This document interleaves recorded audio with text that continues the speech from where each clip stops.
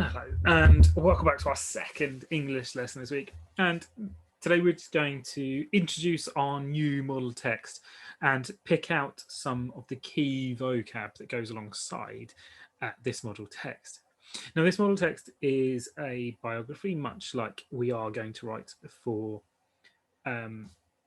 Shakespeare, but this particular individual is somebody that was around at a similar time to him, and some of the ideas were used by Shakespeare when he wrote some of his. And this individual is also known for his plays as well. So let's introduce him. So this is Christopher Merlot. Christopher Merlot was around 1564 to 1593. Christopher Merlot, also known as Kit, was a poet and a playwright at the forefront of the 16th century dramatic Renaissance. While Christopher Merlot's literacy career lasted less than 6 years and his life only 29 years, his achievements, most notably the play The Tragical History of Dr. Faustus, ensured his lasting legacy. Christopher Merlot was born in Canterbury around February 26th in 1564. This was the day on which he was baptized. He went to King's School and was awarded a scholarship that enabled him to study at Corpus Christi College in Cambridge from late 1580s until 1587. Merlot earned his degree in 1584, but in 1587 the university hesitated in granting him his master's degree. Its doubts were set to rest when the Privy Council sent a letter declaring that he was now working on matters touching the benefit of his country. So there's a lot in this. A few key words. So our first one is Renaissance, meaning a new growth of activity or interest in something. And this particularly is related to arts, literature, or music. And this Renaissance was a new interest. So in the Elizabethan times, this was the new interest. You have the word legacy. And this is something that's part of our history or that remains from an earlier time. So his play ensured his legacy, which means it carried over from his time beyond. And then we have scholarship. And what a scholarship is an amount of money given by a school or college or university, so in this case, Corpus Christi College, to an individual in order to pay for that person to study there. And this person tends to have a great ability but little money. So we're thinking about what circumstance Christopher Merlot came from. And the interesting thing here is about his degree. So he got his degree, but he didn't get his master's degree, which he earned, until the university found out from the Privy Council, which is the council that works underneath the king or queen, in this case the queen, that he was working on matters touching the benefit of his country, which is interesting. So let's have a look. The nature of Merlot's service to England was not specified by the council, but the letter sent to Cambridge has provoked abundant speculation, notably the theory that Merlot had become a secret agent working for Sir Francis Walsingham's intelligence service. With scant hard evidence, the rampant speculation, the mystery surrounding Merlot's service to the Queen is likely to remain.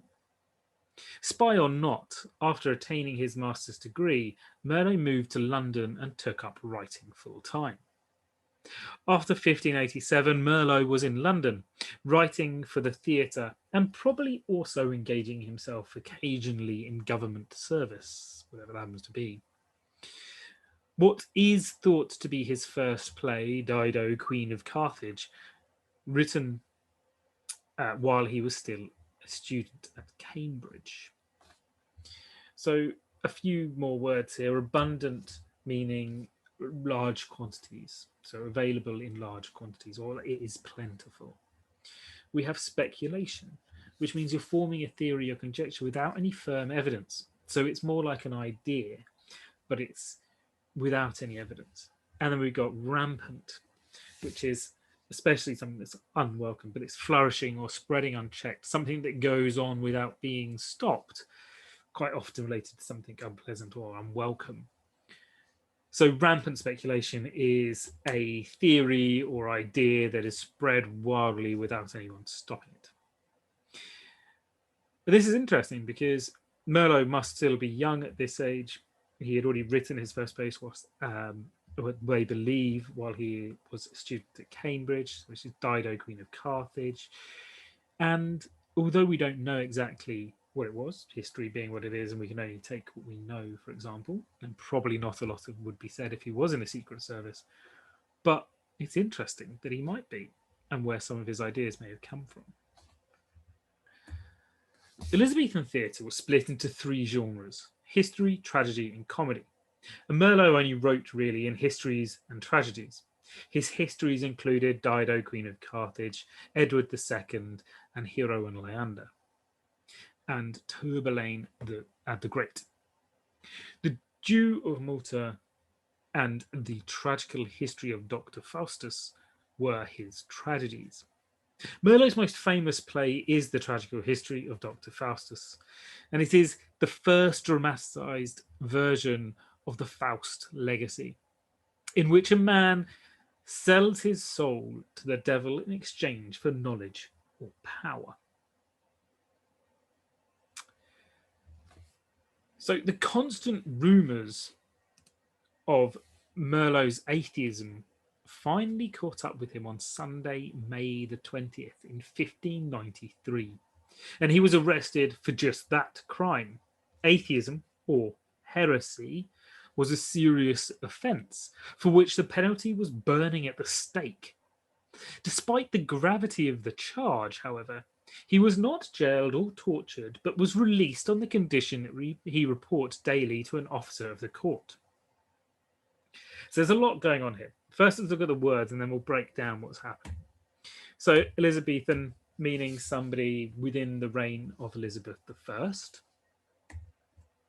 We've got dramatization or dramatized, meaning that it was adapted either from a novel or a particular instance as a play or film nowadays. So The Legend of Faust was a novel which had been dramatized, made into a play. And then we have heresy. And this means it's a belief or an opinion contrary to orthodox religious doctrine. And this is especially in the case of Christianity. So there's a few interesting things here. First off, why was Merlot thought of as an atheist? And this was because of, realistically, the tragical history of Dr. Faustus. And in this is about a man who sells his soul to Satan or to the devil for power and knowledge. Well, in the writing of the play, Merlot hints at the fact that he doesn't believe it's possible, that he thinks it couldn't really happen. Now, given this, there are some weird rumours that go around about this particular play, as the fact that at one stage, when it was performed on stage, the real devil appeared to play his role rather than the actor they had hired. But again, this is just mere rumour.